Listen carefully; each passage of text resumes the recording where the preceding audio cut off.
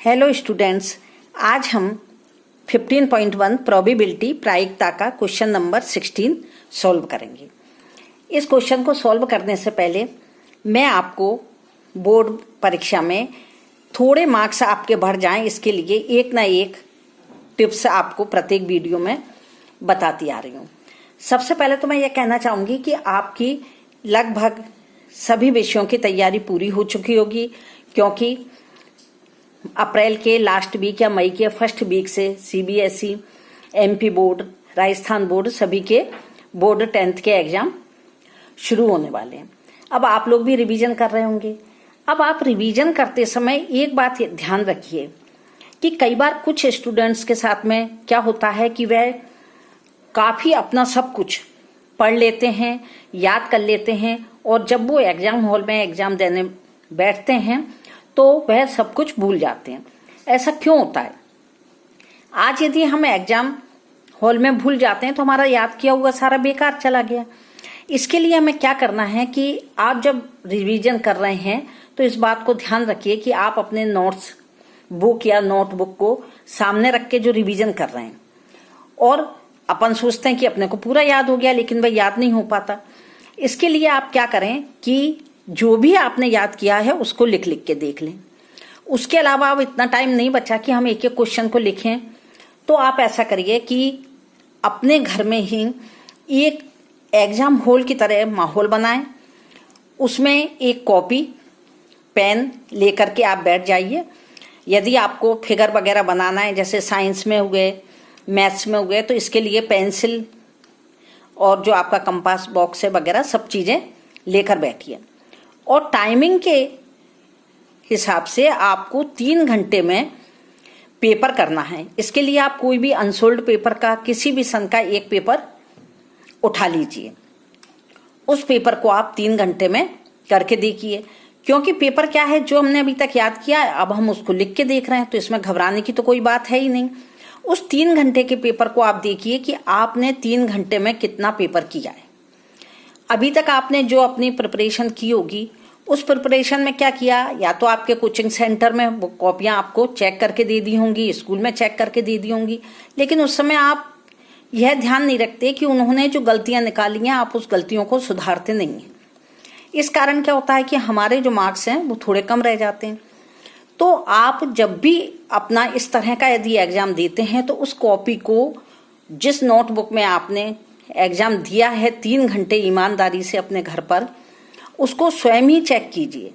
स्वयं चेक करने से आपको क्या होगा कि दोबारा रिवीजन भी हो जाएगा, जो गलतियां हुई हैं वो भी आप देख लेंगे, तो वो गलतियां आपको पेपर में याद आ जाएंगी कि हमने ये गलती की थी, अब हमें यह गलती नहीं करना, क्योंकि वो क्वेश्चन आप दोबारा से रिपीट कर लेंगे।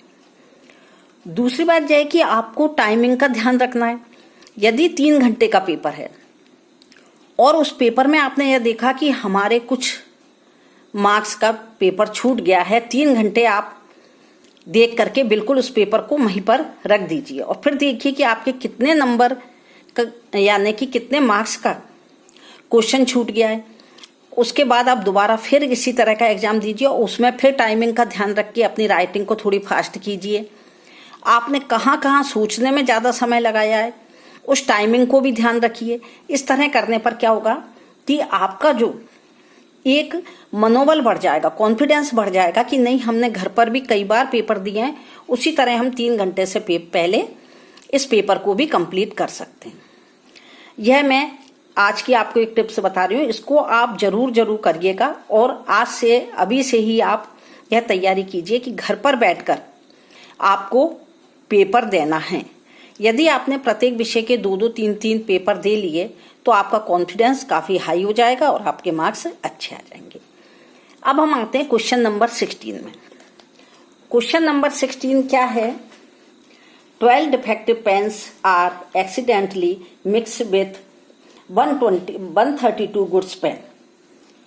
यानी कि किसी कारण से 12 खराब पेनों में पेन 132 अच्छे पेनों के साथ में मिला दिए गए हैं।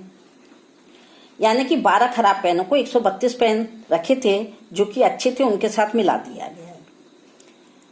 It is not possible to just look at a pen and tell whether और नॉट इट इज डिफेक्टिव। अब इसमें यह नहीं कहा जा सकता कि कौन सा पेन खराब है और कौन सा अच्छा है, क्योंकि दोनों को अपन ने जब मिक्स कर दिया है तो उसमें हम यह नहीं बता सकते कि वो कौन सा खराब है कौन सा अच्छा है। One pen is taken out of random from this lot. इस जो हमने मिलाया हुआ है जो लॉट है पेन का, उसमें से एक पेन यदि हम निकाल लेते हैं तो उस निकाले गए पेन के अच्छा होने की प्रायिकता क्या होगी। Determine the probability that the pen taken out is a good pen. कि 12 पेन और 132 पेन को, दोनों पेन को क्या किया, मिला दिया गया है। 12 डिफेक्टिव पेन है, 132 अच्छे पेन है। दोनों को जब हमने मिला दिया तो अब हमें यह नहीं मालूम कि कौन सा पेन खराब है कौन सा अच्छा है। अब उसमें से यदि हम एक पेन निकाल लेते हैं जो कि अच्छा हो तो उसकी हमें प्रोबेबिलिटी फाइंड कर देंगे। यह हमने इसलिए लिख के रखा है कि आप बिल्कुल इस तरह से कॉपी में जो आंसर शीट आपको मिलेगी उसमें आपको इस तरह क्वेश्चन लिखना है। पहले आप क्वेश्चन नंबर डालेंगे, उसमें अंडरलाइन कर लीजिए, रेड डॉट का यूज नहीं करना है।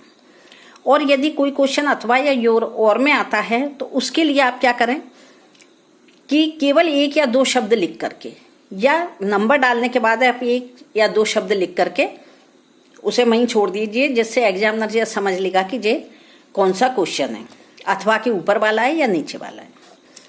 अब जो डिफेक्टिव पेन्स थे वो कितने थे, 12, यानी कि खराब पेन 12 थी।